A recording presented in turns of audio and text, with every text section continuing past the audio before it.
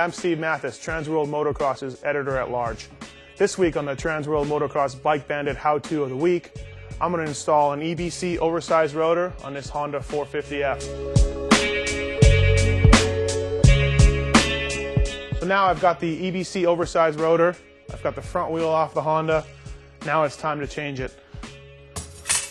Honda owners, you might want to either order a new spacer or figure out a way to get rid of that disc guard. The stock disc guard will not work with the oversized rotor.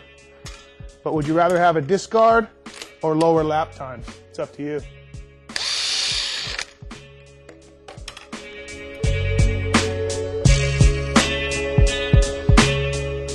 Taking the bolts out. Some bikes have nuts on the back, some don't. The Honda does. Take the new. Grab the new rotor. Very important. First time you install one of these out of the box, a lot of times they have a little bit of grease or residue left over for shipping. So take some Maxima contact cleaner on a rag. Just give it a really good wipe down before you install it. Otherwise you might be in for a little bit of a surprise first time you grab your brakes. So with that, we will install the new rotor.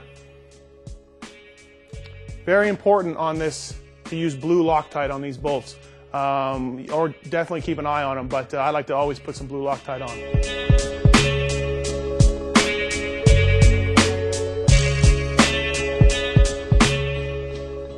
Now with an oversized disc, you're going to need a hanger that fits the oversized disc. So what we're going to do is we're going to change that too. So I've already loosened the flat blade protector over the pin, Allen key. Pull the pin out. Your brake pads should fall out, as so, and then basically just slide off the stock existing hanger.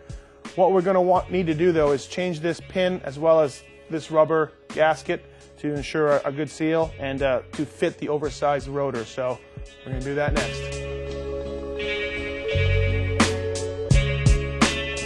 next. All right, so I've got the stock hanger. Take off the rubber seal. Take off the backing plate for the front brakes. This pin was we took it off already using our vise and we put some Loctite on it. So you simply want to reinstall into the new hanger. And again, make sure you have some Loctite on it. Install it onto the new hanger. Like so. Reinstall the backing plate. Should snap on there pretty quick. If your bike is older, you might want to order some new ones. These loosen up over time. Put a little dab of Maxima grease inside for the rubber seal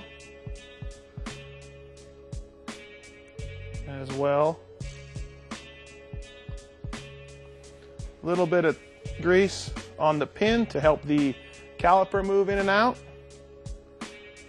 You're ready for install into the caliper.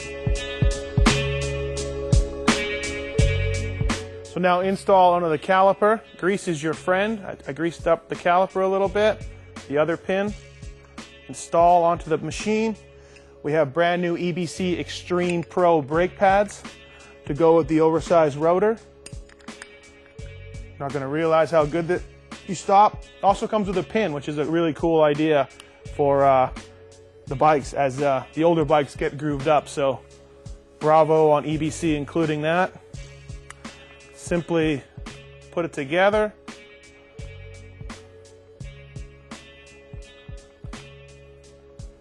And again, oversized brake rotors are something that the factory teams use indoors and out. Reinstall the stopping screw.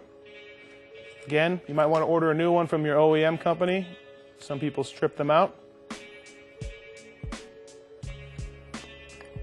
And there you go, ready to mount to the fork. Got the front wheel on. What you want to do to help you out to fit that in and get the spacers all in, grab a flat screwdriver and spread the pads apart. And then what you want to do is I've tightened everything else up.